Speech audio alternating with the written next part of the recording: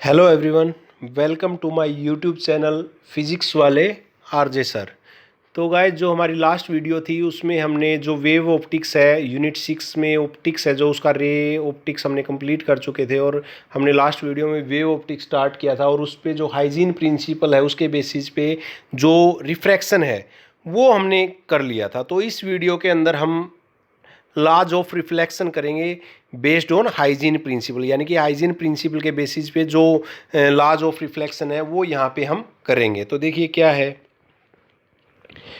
Late a reflecting surface X Y. हमने यहाँ पे एक रिफ्लेक्टिंग सरफेस माना है X Y on which a plane wave front is incident at A. यहाँ पे एक वेव फ्रंट है ए बी जो ए पॉइंट पे इंसिडेंट है एक्स वाई रिफ्लेक्टिंग सरफेस के ऊपर, ठीक है। According to Huygens principle each point on wave front A B acting as a new source. जैसा कि हमने हाइजीन प्रिंसिपल में पढ़ा था कि हर एक पॉइंट वेव फ्रंट के ऊपर क्या होगा, एक न्यू सोर्स होगा डिस्टर्बेंस का, यानी कि आगे एनर्जी वो पास करेगा हर एक point.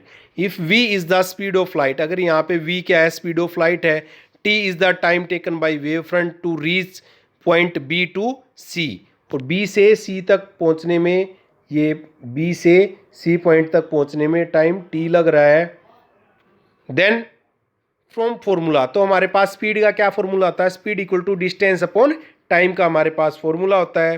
Hair medium is same so speed will remain same but distance will be B C and A D. जो हमारे पास डिस्टेंस है वो यहाँ पे क्या हो जाएंगी, बी सी और ए डी हमारे पास डिस्टेंस हो जाएंगी। एंड टाइम इज टी, तो टाइम क्या होगा हमारे पास टी। देखिए एक बार डायग्राम को समझ लेते हैं। ये एक प्लेन वेव फ्रंट है हमारे पास, ए पॉइंट पे स्ट्राइक कर रहा है तो ये एंड रिफ्लेक्ट होके जाएगा डी पॉइंट के ऊपर और ये आएगा सी पॉइंट के ऊपर। तो हमारे पास डिस्टेंस क्या होगी, ये एंड तो ए डी डिस्टेंस ट्रैवल कर रहा है और ये एंड क्या, बी सी डिस्टेंस ट्रैवल कर रहा है। स्पीड क्या है, वी है, मीडियम सेम है तो अलग लेने की ज़रूरत है नहीं, और टाइम भी क्या है, टी है हमारे पास। अब यहाँ से क्लियर हमने डिस्टेंस बी सी और ए डी निकालना है और कुछ निकालने की ज़रूरत है नहीं यहाँ पे। फिर से स्पीड निकालेंगे तो स्पीड का क्या फॉर्मूला है, speed equal to distance upon time. Distance क्या है, v equal to B C upon T, B C की वैल्यू निकालेंगे तो v इंटू टी हो जाएगा। सेकेंड केस में जब दूसरी डिस्टेंस लेंगे तो v equal to A D upon T, A D की वैल्यू निकालेंगे तो v इंटू टी। बट जो हमारे पास ये डिस्टेंस है बी सी और ए डी वो दोनों इक्वल हैं, तो हमारे पास क्या हो जाएगा, हमारे पास एक ट्रायंगल है यहाँ पे ए बी सी हमारे पास एक ट्रायंगल बन रही है यहाँ पे, ये ए बी सी एक ट्रायंगल बन रही है जिसके अंदर एंगल कितना बन रहा है, आर एंगल बन रहा है। तो क्या हो जाएगा साइन ए, एक मिनट, ए बी सी हमारे पास ट्रायंगल है, ये वाली हमारे पास ट्रायंगल है, ये वाली ट्रायंगल है। तो अब यहाँ पे एक चीज़, एक लॉजिक लगेगा। देखिए ये यहाँ पे इंसिडेंट इसके ऊपर ये वाला, ये तो इस सरफेस के लिए क्या है, इंसिडेंस एंगल होगा। लॉज ऑफ रिफ्लेक्शन से क्या होता है, angle of incidence equal to होता है एंगल ऑफ रिफ्लेक्शन के। तो हमारे पास एंगल आई इक्वल टू क्या होगा, एंगल ऑफ आर, और जो यहाँ पे ये एंगल हमारे पास क्या होगा, एंगल आई होगा, क्योंकि ये यहाँ पे इंसिडेंट है, इसके ऊपर इंसिडेंट है ये, ठीक है। तो यहाँ पे एंगल आई लेके चलेंगे तो एंगल कौन सा होगा यहाँ पे, आई। तो साइन क्या होता है हमारे पास, P upon H perpendicular upon hypotenuse. तो यहाँ पे क्या हो जाएगा, बी सी अपॉन ए सी, यानी कि बी सी अपॉन ए सी। देखिए यहाँ पे 90 डिग्री का एंगल बन रहा है तो ये क्या हो जाएगा, परपेंडिकुलर, ये बेस और ये हाइपोटेन्यूज, तो बी सी अपॉन ए सी हो जाएगा। यहाँ से हम बी सी की वैल्यू निकालेंगे तो क्या हो जाएगा, ए सी इंटू साइन आई हो जाएगा। फिर जब ए डी सी ट्राइंगल लेंगे, जब ये ट्राइंगल लेंगे हम ए डी सी, अब देखिए जो ये वाला सरफेस है ये क्या, रिफ्लेक्टिंग सरफेस है, क्योंकि ये रिफ्लेक्ट होके यहाँ पे आया तो ये एंगल कौन सा बन रहा है, यहाँ पे आर एंगल बन रहा है। तो यहाँ पे साइन आर की वैल्यू निकालेंगे तो फिर से वही perpendicular upon hypotenuse A D upon A C. तो यहाँ से ए डी की वैल्यू निकालेंगे तो क्या हो जाएगा, ए सी इंटू साइन आर हो जाएगा।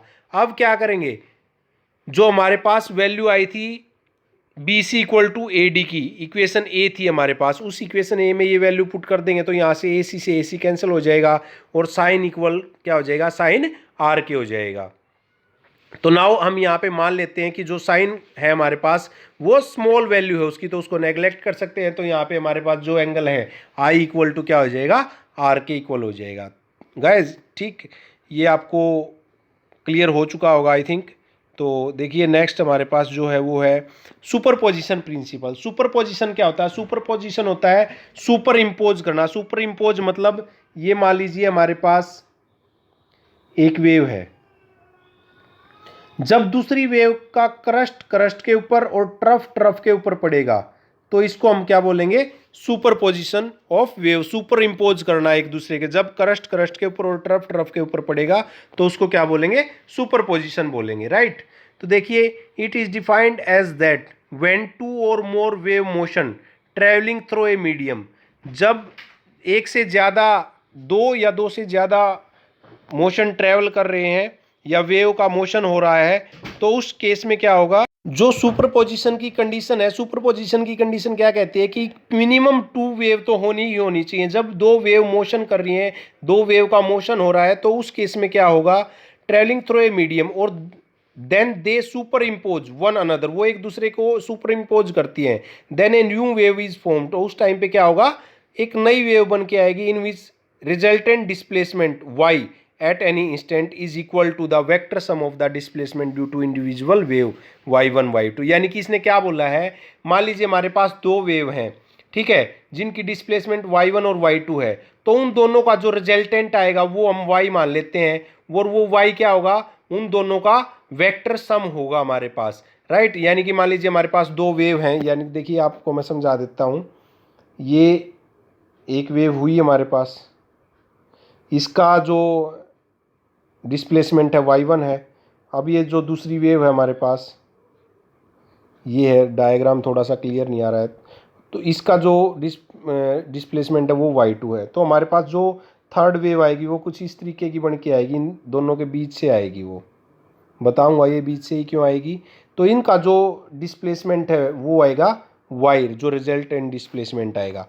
अब देखिए इसका एम्पलीट्यूड ये है और इसका एम्पलीट्यूड ये है। अब इन दोनों का एम्पलीट्यूड ऐड होगा तो इन दोनों के बीच में ही होगा, राइट, क्योंकि जितना इसमें डिक्रीज हो रहा है इतना इसमें इंक्रीज हो रहा है, तो इनके मिड में आ जाएगा। एक्चुअली देखा जाए तो ये इनके एम्पलीट्यूड का सम है, राइट। तो हमारे पास जो रिजल्टेंट डिस्प्लेसमेंट है वो क्या आएगी? y equal to y1 plus y2 हो जाएगी, अगर हम दो वेव को मान के चल रहे हैं। अब यहाँ पे होगा कंस्ट्रक्टिव सुपरपोजिशन प्रिंसिपल और डिस्ट्रक्टिव सुपरपोजिशन प्रिंसिपल। कंस्ट्रक्टिव और डिस्ट्रक्टिव का मतलब जैसे आपको पता ही लग रहा होगा, कंस्ट्रक्टिव मतलब कंस्ट्रक्ट कर रहा है, डिस्ट्रक्टिव मतलब डिस्ट्रॉय कर रहा है। तो देखिए क्या होगा इसके अंदर, in this superposition principle crust of one wave super impose on the crust of another wave. इसमें क्या होगा? क्रस्ट के ऊपर पड़ेगी और ट्रफ के ऊपर पड़ेगी। यानी कि दोबारा से देख लीजिए, ये है हमारे पास, ये एक वेव है, तो जो दूसरी है वो इसकी क्रस्ट इसके क्रस्ट के ऊपर और इसकी ट्रफ के ऊपर ऐसे होगी जब कंस्ट्रक्टिव सुपरपोजिशन प्रिंसिपल होगा, और जो रिजल्टेंट होगा वो भी क्या होगा? हमारे पास ये आएगा, राइट। तो इसको हम बोलेंगे कंस्ट्रक्टिव सुपरपोजिशन प्रिंसिपल, यानी कि इसमें दोनों पॉजिटिव क्वांटिटी होंगी। तो रिजल्टेंट क्या आएगा हमारे पास? y equal to y1 plus y2। Amplitude and intensity is always increase in constructive superposition principle. इसमें क्या होगी? जो इंटेंसिटी है और जो एम्पलीट्यूड है वो हमेशा इंक्रीज ही होगा, राइट। ये देखिए, ये आपको दिख भी रहा होगा, यहाँ पे हमने y1 और y2 माना है। ये देखिए डॉटेड y1 जो रेड कलर की आपको दिख रही है ये y1 है, फिर उससे ऊपर y2 है। तो जो हमारे पास फाइनल आई है y1, इसमें क्या होगा? हमेशा एम्पलीट्यूड है और जो इसकी इंटेंसिटी है वो इंक्रीज होके ही आएगी आपके पास, राइट। अब बात करते हैं डिस्ट्रक्टिव। देखो कंस्ट्रक्टिव सुपरपोजिशन प्रिंसिपल में क्या था? क्रस्ट के ऊपर पड़ रही थी एंड ट्रफ के ऊपर जा रही थी, राइट। तो इसमें क्या होगा? इसमें क्रस्ट ट्रफ के ऊपर जाएगी और ट्रफ क्रस्ट के ऊपर जाएगी। ये देखिए, ये आपको दिख रहा होगा यहाँ पे, ये एक वेव है हमारी डॉटेड जो आपको दिख रही है, ये जो दूसरी है हमारे पास, इसमें क्या होगा? जो रिजल्ट है वो ये बन के आएगा, क्योंकि इसका एम्पलीट्यूड इससे ज़्यादा होगा तो हमारे पास ये रिजल्टेंट बन के आएगा। तो इसमें क्या होगा? एम्पलीट्यूड और इंटेंसिटी क्या होगी? डिक्रीज होगी। In this superposition principle crust of one wave super impose on the trough of other wave, यानी कि क्रस्ट ट्रफ के ऊपर पड़ेगी और ट्रफ क्रस्ट के ऊपर पड़ेगी। यहाँ पे y2 क्या है, पॉजिटिव, और y1 क्या है, नेगेटिव है। तो amplitude and intensity is always decrease in destructive superposition principle. Amplitude और जो इंटेंसिटी है वो क्या होगी, हमेशा डिक्रीज होगी, राइट। तो ये इम्पोर्टेंट है, ये आगे यूज भी होगा। तो जो सुपरपोजिशन प्रिंसिपल है उसको आपने अच्छे से प्रिपेयर कर लेना है। मैं आपको दोबारा बता देता हूँ। सुपरपोजिशन क्या होता है, सुपर इम्पोज करना, यानी कि एक दूसरे के ऊपर सुपर इम्पोज करना एक दूसरे को। और मिनिमम कंडीशन क्या है इसकी, जो मिनिमम कंडीशन है वो है कि मिनिमम 2 वेव की रिक्वायरमेंट होगी ही होगी, ठीक है। और जो सुपरपोजिशन प्रिंसिपल है उसके 2 पार्ट्स हैं यहाँ पे, एक कंस्ट्रक्टिव सुपरपोजिशन प्रिंसिपल और एक डिस्ट्रक्टिव। कंस्ट्रक्टिव में क्या होगा, हमेशा जो एम्पलीट्यूड है और जो इंटेंसिटी है वो इंक्रीज होगी, यानी कि एडिशन होगा हमेशा। और जो डिस्ट्रक्टिव है उसमें एक पॉजिटिव क्वांटिटी होगी और एक नेगेटिव क्वांटिटी होगी। तो उसमें क्या होगा, क्योंकि एक क्रस्ट के ऊपर ट्रफ जा रही है और ट्रफ के ऊपर क्रस्ट आ रही है, बट कंस्ट्रक्टिव में क्या था, क्रस्ट के ऊपर क्रस्ट जा रही थी और ट्रफ के ऊपर ट्रफ जा रही थी, राइट। यानी कि देखिए क्रस्ट और ट्रफ में आपको बता देता हूँ क्या होती है। जो ऊपर वाली साइड होती है डिस्टर्बेंस लाइन के, और जो नीचे वाली साइड होती है, देखो जो ये वाली साइड होती है इसको बोलते हैं क्रस्ट। ये हमारे पास होती है जीरो डिस्टर्बेंस लाइन। ये जो है ये क्रस्ट है, ये क्या है, ये ट्रफ है। तो जब क्रस्ट क्रस्ट के ऊपर पड़ेगी और ट्रफ ट्रफ के ऊपर, उसमें होगा कंस्ट्रक्टिव सुपरपोजिशन प्रिंसिपल। और उस केस में जो इंटेंसिटी और जो एम्पलीट्यूड है वो हमेशा इंक्रीज होगा, राइट। बट जो डिस्ट्रक्टिव सुपरपोजिशन प्रिंसिपल है उस केस में क्या होगा, उस केस में क्रस्ट तो ट्रफ के ऊपर जाएगी, ट्रफ क्रस्ट के ऊपर जाएगी, राइट। और उस केस में क्या होगा, एम्पलीट्यूड है और जो इंटेंसिटी है वेव की वो क्या होगी, डिक्रीज होगी। तो आई होप गाइज आपको जो कॉन्सेप्ट है वो क्लियर हो गया होगा। तो अगर फिर भी कोई डाउट्स हैं तो आप कमेंट सेक्शन में बता सकते हैं।